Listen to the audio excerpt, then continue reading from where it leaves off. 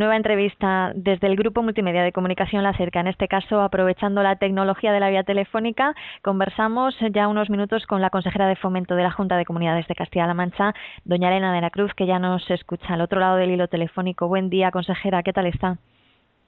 Buenos días, muy bien. Aquí estamos con un día primaveral. Sí, en ya este caso. llega el buen tiempo, ¿no? En todos los Sí, sentidos, además. en todos los sentidos, aunque la verdad es que nos gustaría que lloviese un poquito más. Sería bueno también que lloviese un poquito en Es primavera. cierto, es cierto. Consejera, por comenzar con un avance fundamental en Castilla-La Mancha para mucha gente y que está a punto de cumplir su primer semestre en funcionamiento, ¿qué primera valoración se puede hacer de esa red de oficinas de intermediación hipotecaria durante este tiempo, tanto a nivel de funcionamiento como de resultados conseguidos hasta ahora? Nosotros estamos muy satisfechos con el funcionamiento de la red de oficinas antidesahucios de Castilla-La Mancha. Esa red de oficinas era un reto, era algo que se quería poner en marcha rápidamente, era un empeño personal del presidente Emiliano García Paje por atender a todas esas personas de nuestra comunidad autónoma que se han visto desalojadas de sus viviendas o que están en riesgo de perder su vivienda habitual. Y nosotros, desde la Junta de Comunidades del Gobierno regional, hacemos una valoración muy positiva del funcionamiento de estas oficinas, Uh-huh. porque hemos podido atender a más de 700 familias en las oficinas, hemos paralizado más de una veintena de desahucios y además porque tenemos digamos la convicción de que esas oficinas tienen que seguir creciendo, tienen que seguir ampliando sus servicios y que están prestando un servicio muy importante a los ciudadanos porque se les atiende de una manera global desde la asistencia jurídica y también desde la asistencia social, que es muy importante para una persona o una familia que está en riesgo de perder su vivienda habitual y de verse en la calle. Uh-huh. Para quien se encuentra en este tipo de situación y dado el funcionamiento y lo que han podido ver durante estos 6 meses, ¿cuál es la mayor problemática a la que se enfrentan estas familias? La mayor problemática, el principal problema que hemos detectado es, en primer lugar, es el desconocimiento. Uh-huh. Es decir, muchas familias no saben, cuando reciben una notificación del banco, se quedan paralizadas, no saben cómo actuar. Y muchas veces, si no acuden a a nuestras oficinas o no acuden a recibir una ayuda o un asesoramiento por parte de alguien, pueden verse ya en una situación de lanzamiento de esa vivienda. Siempre les recomendamos a todas las familias que en cuanto estén en riesgo incluso de dejar de pagar una cuota de su hipoteca, lo que tienen que hacer es pasarse para que les podamos asesorar y podamos hacer una labor de intermediación. Estamos intermediando con todas las entidades bancarias porque el objetivo final de nuestras oficinas es que esas familias no salgan de su vivienda, que puedan permanecer en esa vivienda bajo un alquiler social o en otras condiciones, renegociando la deuda que tienen con la entidad bancaria, pero si se deja pasar las notificaciones, se deja pasar el tiempo, muchas veces se tiene que actuar in extremis, paralizando ese lanzamiento de la vivienda y es mucho más complicado obtener un éxito en la paralización de un desahucio. Ese es el principal problema. Y otro de los problemas son las necesidades sociales que puede tener esa familia, necesidades de trabajo. Evidentemente, cuando alguien deja de pagar una hipoteca es porque ha perdido su trabajo o porque han disminuido sus ingresos. Uh-huh. Orientarles en qué recursos, de qué recursos dispone la Junta de Comunidades o los ayuntamientos, que también se han sumado a los convenios y están a disposición del ciudadano para poderles ayudar. Y en ese sentido, sí que me gustaría agradecer a todos los ayuntamientos que se han sumado a los convenios, porque sumando los esfuerzos de todos es la manera de poder ayudar a las familias que estén en riesgo de perder su vivienda. Ha mencionado a los ayuntamientos. ¿Cómo ha sido la respuesta de estos? ¿Cuántos municipios se han adherido de toda la región? ¿Y qué pasos esperan poder seguir dando en este sentido desde el Gobierno autonómico, ya que, como apuntaba hace unos instantes, pues el deseo es seguir caminando en esta iniciativa, ¿no? Y los ayuntamientos que se han adherido son más de 200 los que tenemos a día de hoy adheridos a esta red, con vocación de seguir creciendo. La voluntad es la de coordinarnos, la de sumar los esfuerzos y poner todos los recursos que hay a disposición del ciudadano en una red común para que no se dupliquen esfuerzos y además para que las familias queden perfectamente atendidas. Siempre decimos que en el caso de muchos ayuntamientos, sobre todo los pequeños, la primera persona a la que se dirige una familia que está en riesgo de perder su vivienda es al alcalde, a la alcaldesa o al concejal de la materia para pedirle ayuda y para poner en conocimiento cuál es el problema. Es muy importante por eso colaborar, que los municipios sepan de la existencia de esta red de oficinas, que les dirijan a esta red para que les podamos atender y que todos los recursos que tienen los ayuntamientos como la Junta se pongan a disposición del ciudadano. Digamos, el objetivo que tenemos es seguir creciendo. Queremos poner a disposición del ciudadano una red de viviendas, una red de viviendas que además queremos implementar con viviendas de las entidades bancarias. Para ello estamos contactando con entidades bancarias. Ya hemos tenido alguna respuesta positiva de alguna entidad bancaria que sí que quiere sumarse a esta red, poniendo a disposición de la Junta de Comunidades viviendas que ahora mismo están vacías, y sabemos que aumentar ese parque social de viviendas es algo fundamental para poder atender a todas las familias de nuestra región. Consejera, a nivel económico, hace algunos días la escuchábamos, por ejemplo, hablar de esa complicada situación que se han encontrado en cuanto al montante que ahora se debe pagar por contratos rotos por parte del anterior Ejecutivo. ¿Cuál es la situación en este sentido y de qué forma se puede trabajar partiendo de esa situación? La situación es complicada, pero no nos vamos a asustar por ello. La voluntad además que tenía el presidente, siempre lo dijo desde el primer momento, era que no íbamos a hablar de herencia recibida, porque además nos parece desleal hacia el ciudadano hablar de esos términos y ampararte en la situación que te encuentras para no hacer nada. Éramos conscientes de que la situación que podíamos encontrar en Castilla-La Mancha era complicada. Sabíamos que el anterior Ejecutivo no había hecho una buena gestión del dinero público.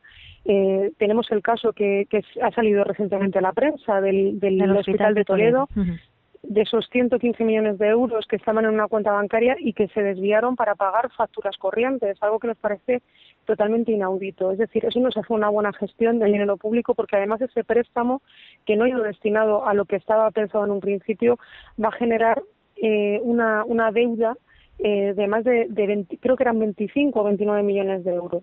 La situación en Fomento era muy similar. Hemos contabilizado hasta el momento más de 180 millones de euros, y digo más porque desde la última cifra que vimos nos van llegando alguna sentencia o nos va saliendo algún papel que va incrementando esa cifra. Yo diría que la gestión que se ha hecho por el anterior Ejecutivo ha sido una gestión realmente, yo creo que inconsciente, porque se actuó de una forma extraña.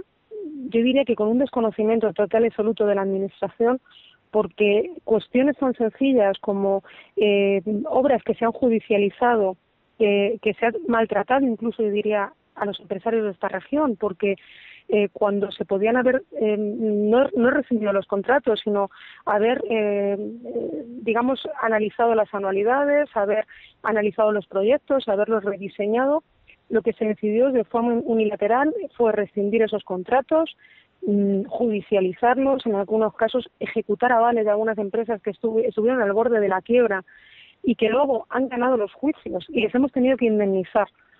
Esos juicios que ha perdido la Junta porque los inició el Ejecutivo anterior han generado el pago de intereses, el pago de reconocimientos hacia unas empresas que, si se hubiera negociado con ellas, se podía haber, digamos, rediseñado esos proyectos o se podía haber actuado de otra manera. La actitud general fue la de no recibir a nadie, no escuchar a los empresarios, decirles que eso era lo que había y judicializar todas las cuestiones de las obras que estaban iniciadas del Ejecutivo anterior, incluso además no pagarlas, con lo cual la deuda que hemos encontrado es una deuda muy importante, una deuda que se está pagando poquito a poco. De los 180 millones ya hemos pagado más de 64 millones de euros en estos pocos meses de deudas que habíamos encontrado. No vamos a dejar de pagar, eso es evidente, vamos a ir disminuyendo esa deuda y vamos a ir tramitando todas las cuestiones que teníamos encima de la mesa, porque creemos que es actuar de forma responsable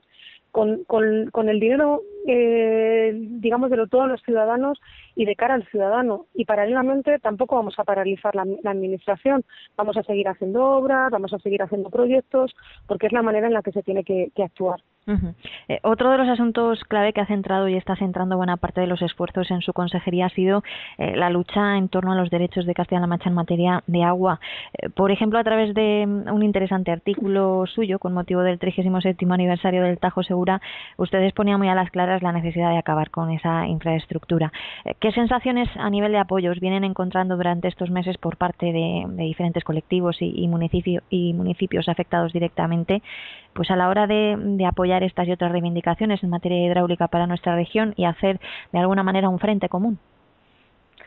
El apoyo ha sido máximo. De hecho, para el recurso que hemos planteado contra los planes hidrológicos, nos hemos reunido con numerosos colectivos, con colectivos de regantes, nos hemos reunido también con mancomunidades que abastecen de agua a toda la región, y saben que las reivindicaciones que se están haciendo desde el Ejecutivo Regional son totalmente justas.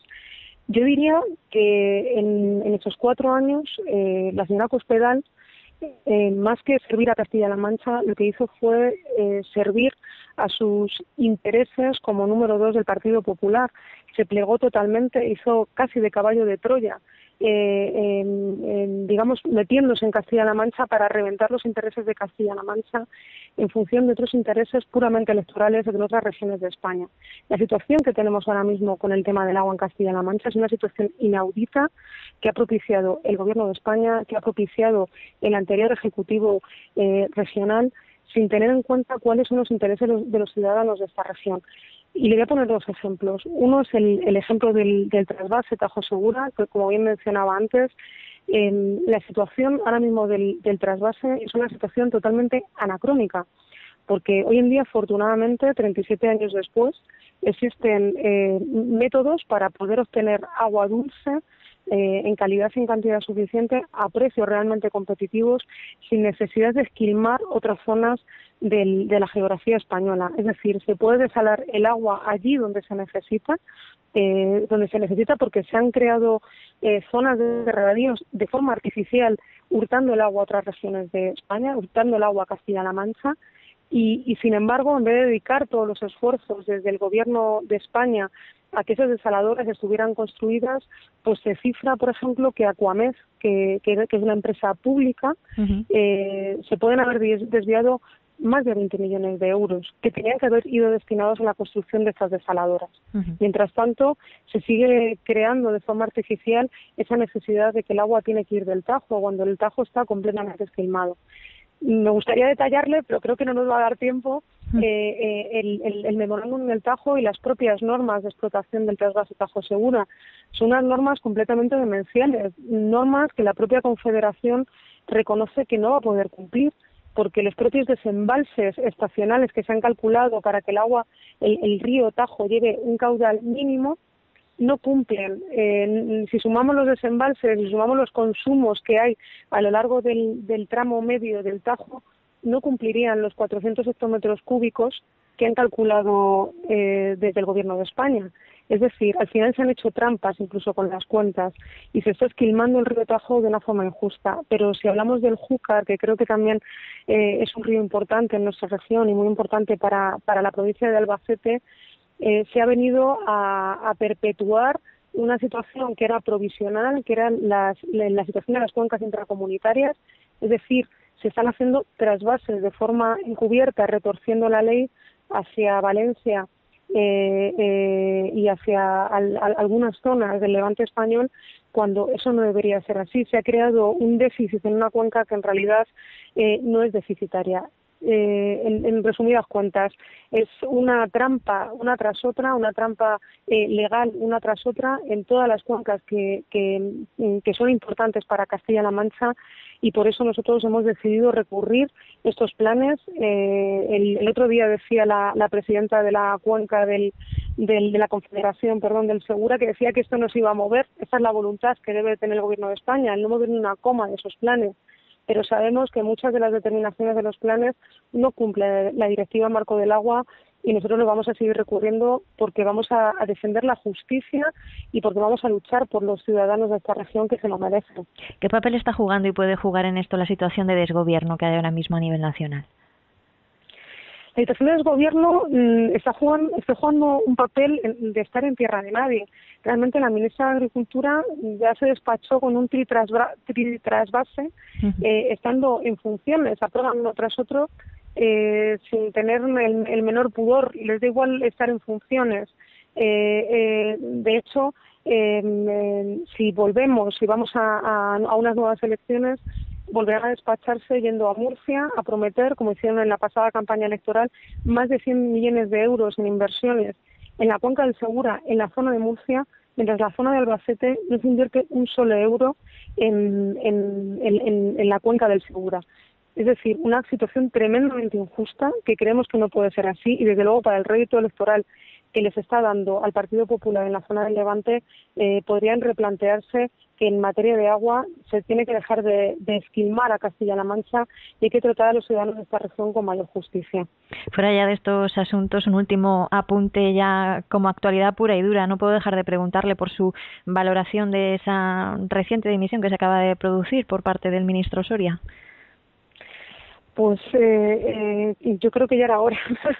Cuando tenemos, sinceramente, un partido que está en el gobierno, un partido popular, en el que parece que la mayoría o muchos integrantes de este partido tienen la sombra de la corrupción encima, cuando hemos visto en estos últimos meses casos escandalosos, desde casos en Valencia, el caso de Aquamed, que incluso podría salpicar a algunas personas del Ministerio, el caso de los jamones que mandaron también al Ministerio de Agricultura, los papeles de Panamá. Hay un partido en el gobierno ahora mismo que tiene una sombra de corrupción tremenda. Y esto es intolerable para un país serio, es intolerable para el gobierno de este país, es intolerable para que digamos, pensar en que un gobierno que tiene esa sombra de corrupción detrás pueda ser justo y pueda actuar con políticas de justicia para todos los españoles. Desde luego, a mí me parece personalmente que ya era hora de que dejara de dar explicaciones y suspendiese sus funciones, ya que no puede dimitir porque el gobierno está en funciones, suspendiese sus obligaciones porque desde luego es vergonzoso. Consejera, muchísimas gracias por este tiempo que nos ha concedido. Seguimos hablando.